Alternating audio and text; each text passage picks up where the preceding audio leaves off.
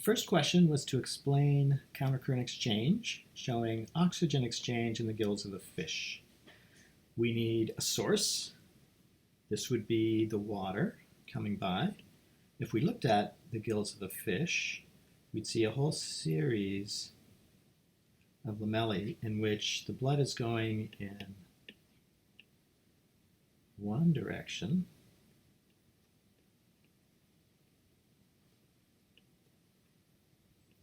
and the water is going in the opposite direction between all of these little lamellae. So the source is 100% oxygen. The sink starts off potentially with very low oxygen. Our source is here, and the sink is down here. Very importantly, the source should start out at some high amount, normally 100% saturated with oxygen, in other words, as much oxygen as the water can hold. And the sink always needs to be less than the source at the same location. So 100 versus 98, 80 versus 78, 60 versus 58, down here 2% versus 0. That's because the blood moving this way is always encountering water that has a little more oxygen. And the water moving this way is always carrying a little bit more oxygen than the blood moving in the opposite direction. So at the end, the blood has gained nearly as much oxygen as it can hold if this whole process is long enough. And it's close to, but not quite at, the amount in the source. Importantly, the water coming by here is at 100%, and so we always have a 2% difference. We always have oxygen moving. And at every part of a countercurrent exchange system, whether it's for oxygen or heat or something else, we have that difference. The source always has a little bit more than the sink. The next one was about heat gain and loss for a fish in water or for a bird. And this homework, I didn't see any that really got it. And it was mainly because people had not looked at the homework notes and looked at what I mean is conduction, convection, radiation, and evaporation. So I have talked about it in class today, and we'll talk about it in class briefly next time. So conduction is heat loss or gain, and I should have written gain, heat loss or gain by contact. In other words, where this bird is standing on a branch, it's gaining heat or losing heat. It's gaining heat if the branch is warmer than its feet. It's losing heat if the branch is cooler. And conduction, we're always talking about it with some solid object or with water. We're never talking about it with the air. And I'll come back to that point when we talk about convection.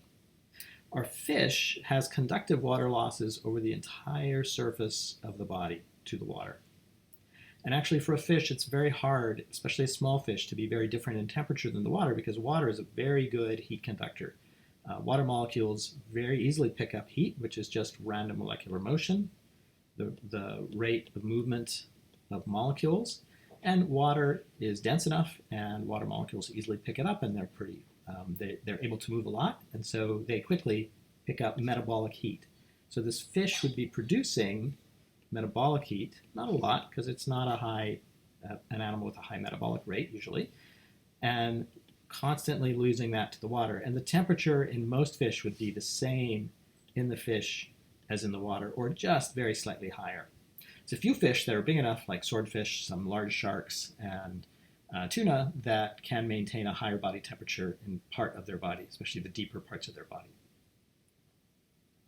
So that's conduction, that's by contact. Convection is currents.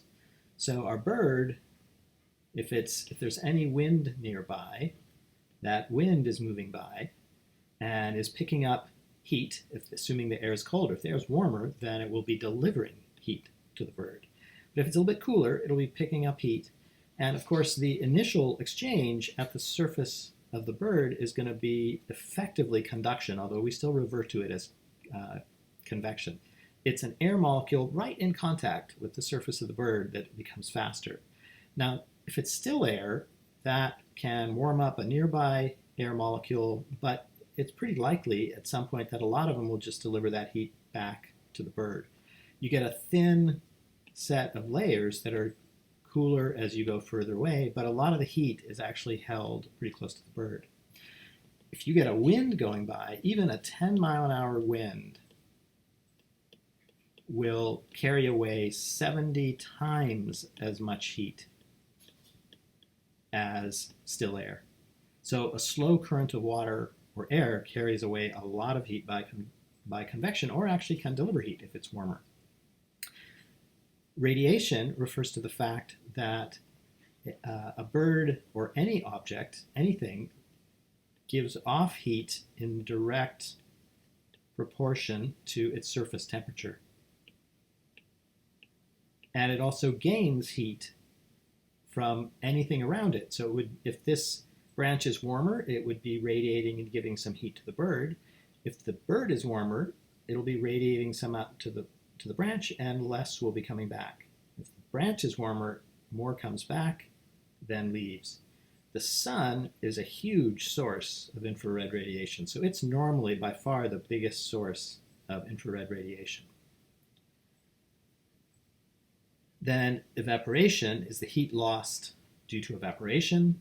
Water molecules as a liquid are attached to each other or connected to each other by hydrogen bonds, and it's not easy for them to escape. Which of the water molecules can escape? Well, they're the ones that are moving the fastest out of a bunch of water molecules with different rates. And of course, the average rate of motion is the heat of that. The ones that are moving the fastest are the ones that escape. And so if the fastest ones are escaping, it leaves behind the ones that are slower, and that cools off by definition. They're moving more slowly, it cools off the bird. So that's evaporative heat loss. For our fish, if it's close to the surface, it could be getting a little bit of radiation from the sun, but once a fish is at all deeper, or if there's no sun, the fact that water has really high heat content means that almost all the heat gain and lost, all the stuff we'd pay attention to, is on conduction and convection. Can't, of course, have evaporative heat loss or gain. If you're a fish, because you're in water, it's not evaporating, and then radiation has a very small effect compared to conduction and convection, unless they're near the surface.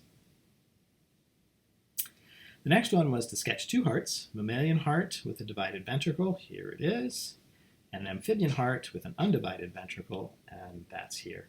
Show relative pressures that can be achieved in these, and then compare them to the pressures in the amphibian.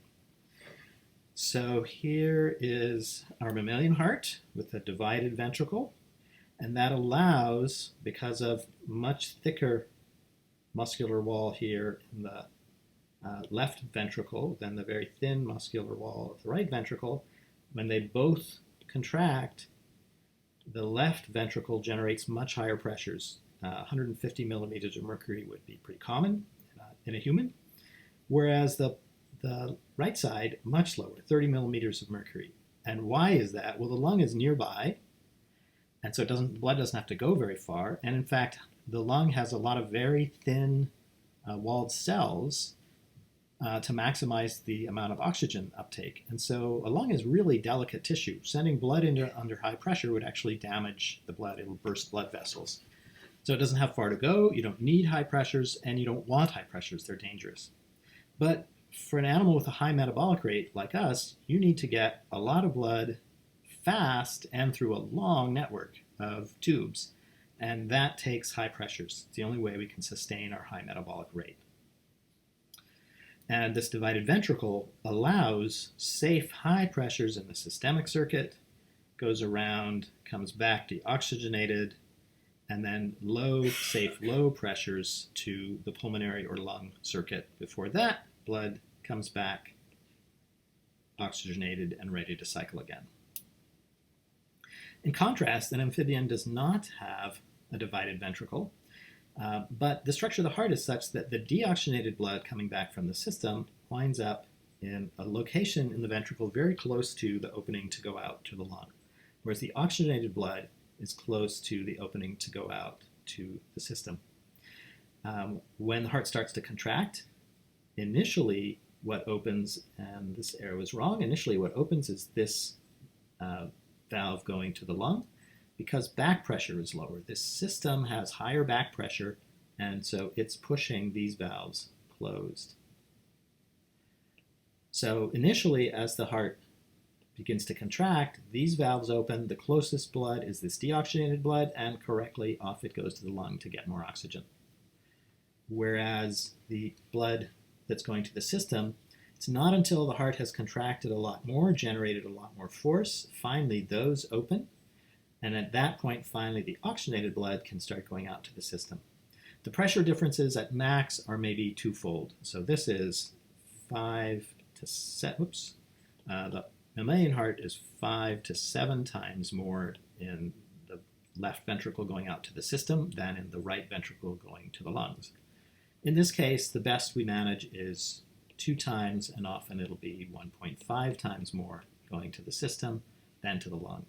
So the lung might still be 30 millimeters mercury, whereas going to the system, the best we manage might be 60 and more likely 45 millimeters of mercury. And that constrains reptiles and amphibians that have this structure to a lower metabolic rate. They cannot send blood as fast through the system, so it's harder to be big and fast if you have this structure. It's also more efficient in some ways because when you're not breathing, you can constrict these vessels so that instead of wasting energy sending blood through the lungs, you send it all to the system.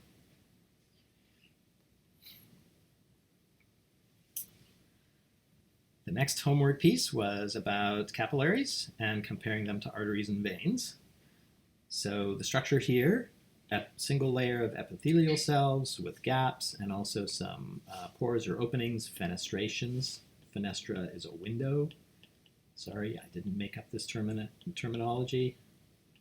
And so there would be these little things that look like donut holes, so it's not actually into the cytoplasm, it's just a pore going through the cell. Anyway, they are leaky, but the basement membrane and the small size of the pores together keep the proteins inside. But water, amino acids, sugars, glucose, and so on all get out. And in part of capillaries, when the proteins are left behind and we've lost water and sugars, then water will come back in the later part of a capillary, carrying with it, for example, carbon dioxide, ammonia, and other waste products. It's important that capillaries be leaky for that exchange region. And then for veins and arteries, this particular homework shows the valves that prevent backward movement in veins. What I really wanted you to think about, though, was the fact that a vein or an artery has that same interior structure. Of course, it's bigger diameter of epithelial tissue, but then we add muscle cells around it. So muscle, and then connective tissue. So enough collagen and maybe elastins to keep it from expanding so much that it bursts, but also to give some elasticity to it with the elastins. And of course, they need to not be especially leaky because the point of arteries and veins is mainly to move blood in a hurry back to the heart or back to the lungs for exchange and bring new materials. The last one was a mutation that causes a person to express less collagen. So if there's less collagen here, you could look at this 2 ways. One is it might weaken these gaps here a bit, so the gaps are bigger. That wasn't the way I was thinking about it, but that might make the gaps large enough that proteins get through. And then if proteins are getting through, then you're going to have more water and proteins and small molecules come out, then can come back. So you're going to decrease that. That was the argument, I think, in this one, that if there's less basement membrane, then wherever there's a pore or a gap, you could get some or even all proteins out. In fact, proteins leaking out of capillaries is a serious problem when it happens from damage, circulatory damage. So at the beginning, you would have not just small solutes in water, you'd also have proteins getting out. And with the proteins getting out, that would mean that the protein concentration at the beginning would be the same as the protein concentration at the end. You would not have recovery of water, and that means more lymph,